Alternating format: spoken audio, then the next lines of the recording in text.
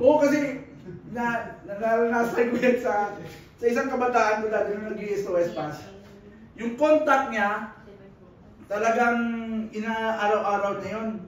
Tapos, isang araw, nung pinuntahan niya ulit, sarado na yung bahay. Tapos, inikot niya pa sa likod. Nandun lang daw sa loob, nakaupo, hindi siya sinasagot. Kaya, umuwi sa side quarters, iyak siya nag-iyak. hindi niya daw matanggap. Pero ngayon, pastor na po yung adapted namin na yun. Sabi niya, nagbe-message sa amin, sabi niya, Kuya Paz, sakit na puso ko. Pero at least, maganda yun, bakit? You have compassion for the lost. Yung madama po natin, yung compassion na meron si Jesus, na nakita niya kung gaano yung mga kaluluwa na ito na kailangan nila ng kaligtasan. Kaya wag po tayong mawala ng pag-asa, wag po tayong by all means, nung nakaraan, nakapag-banding kami ni Kuya Ray. Sabi ko, Kuya, ganito lang, kapi-kapi lang. Diba? Kasi marami, if you have friends of friends na hindi nyo madala dito, pakapihin natin. O diba? Kapi-kapi lang yan, hindi naman natin sila idodos por dos. We need to have relational with them. Let the people belong. Kasi pag na-belong sila, di ba? Bakit nung unang niyaya pa kayo ni Kuya, agnoblado agad o pumunta agad? Hindi naman, but kumaga stages. Pero we do believe that if we continue to pray, napakapagpangyarihan po natin Diyos. Pag-hiling po yan ng Panginoon, magugulat na lang po tayo. Ano, saan po galing? Sino yan? So we enjoy now yung process natin. Kasi balang araw, ito po talaga yung kagandahan sa church planting way, sa pioneering, sa lahat, lalo sa Assemblies of God. All started, kahit yung church po namin sa main church natin, sa pinanggalingan namin kay GS, nag-start din po sila ng 10 to 15 people. Hanggang, puro po yun puro yun ang mga member nila doon dati na nauna, ay puro po sila nagtitinda sa market. Kaya pag linggo, nagugulat na lang si Jean Corey na may laman na yung yung gulay-gulay, yung ganyang lagayan. Pero hindi niya intention yun. Kasi nagugulat siya pa, ay, pastor, sila pa kasi market day, Sunday din doon sa amin. Kaya nagkaroon yung schedule namin na gano'n sa Roas kasi nga, para yung mga nagtitinda sa morning ay makapagsimba sa hapon. Yan yung way. Kaya one day, hoping after 1 year, ay magkaroon na rin po tayo ng ating panghapon na service. Amen? Yeah. O kaya, huwag nyo nang, ano sabi dito, huwag nyo nang i-delay yung...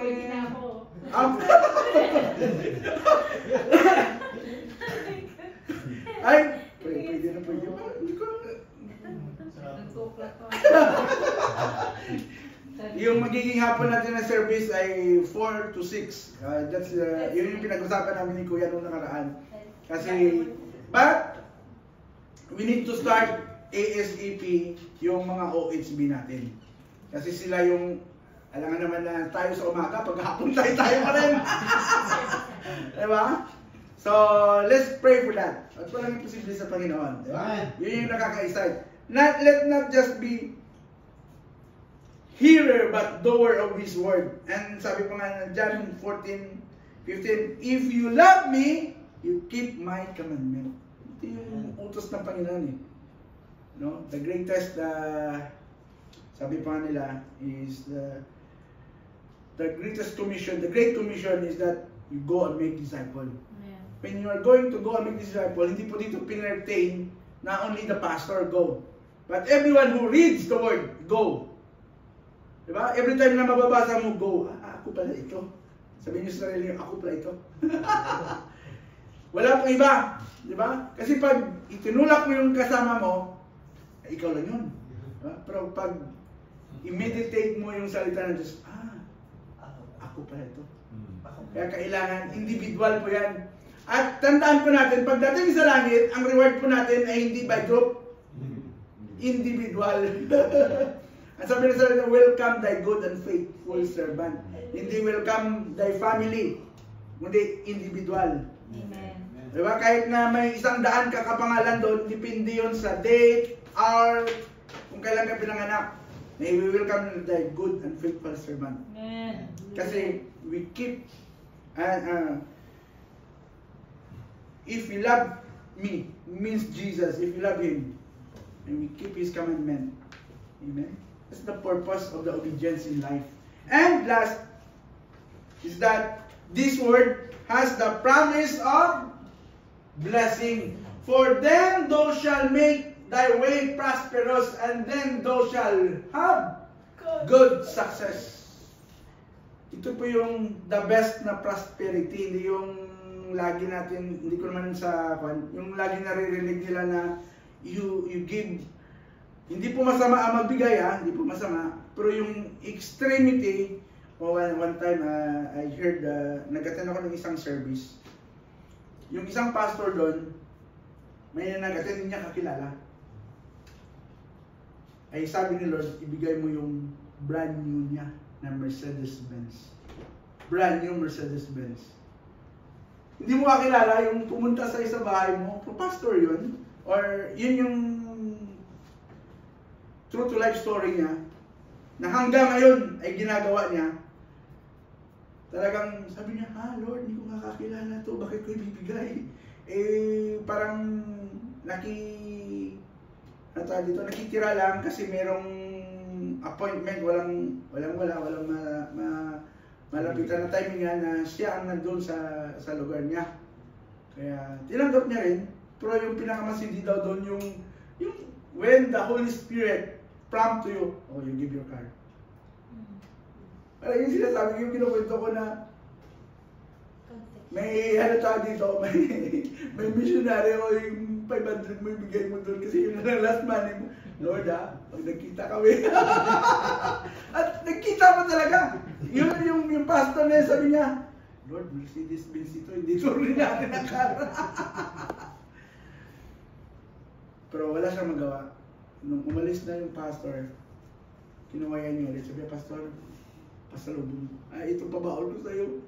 Nagulat yung pastor, umiiyak. Kasi yung pastor pala nag-pray din na sana bigyan siya ni Lord na masasakyan niya. Pero hindi niya pinag-pray na Mercedes-Benz ang ibibigay sa kanya. Pero praise God, nung nirelease ng pastor na yun yung Mercedes-Benz, after a week, grabe, yung mismo Mercedes-Benz tumawag sa kanya dahil bibigyan siya ng brand new ulit na latest model. O, di ba?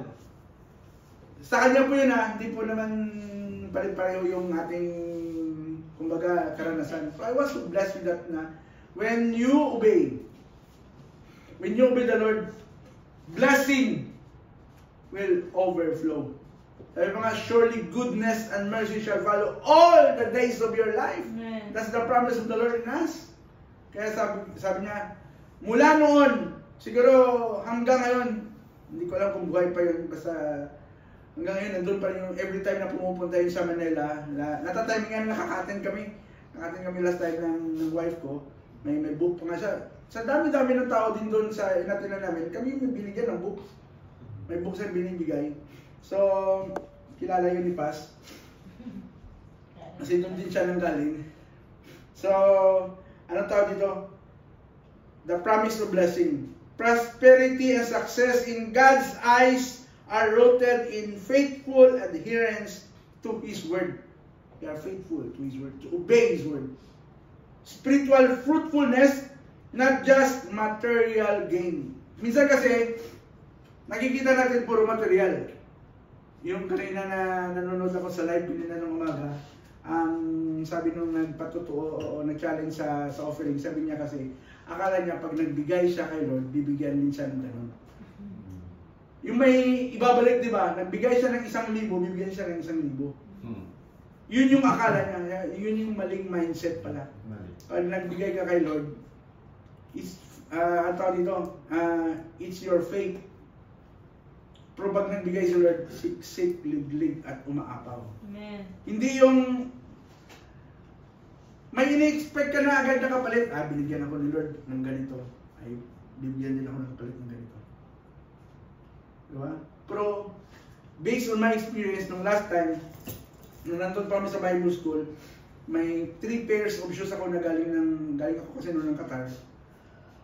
Yung isa nun, tamang-tama, graduation kami, yung isang kaklase ko, wala siyang, kasi uso yung TikTok na, TikTok na, formal ba na shoes. Ay sabi ko, 3 naman ito, binigay ko sa kanya yung isa. Sabi ko, Nong, iin mo na isa. Tapos, tamang-tama din yun na, kasi pag nagpapastor dati, sa Pilipinas pag nagpapastor, yung barong baga na, yung long sleeve, ay lagi ako umikot doon sa Gaisano Mall, ang mahal ng isa. 1,000 yung isa. Ay, yung estudyante ka pa lang, sabi ko, Lord, grabe naman, sobrang mahal. Siguro, malapit na talaga yung graduation. Alam mo, grabe. Yung dating tagi 1,000, nag-3, 100. Oh, di ba? Sabi ko, praise God. Bumili ako, binigay ko sa kaklase ko yung iba. Sabi ko, Lord, wow. Yung desire mo lang, tapos yun. Tapos, ang nakakatawa nun, kasi nung nagpa-pioneer na kami, hindi lang isang sapatos ang natanggap ko. Except for sa sapatos.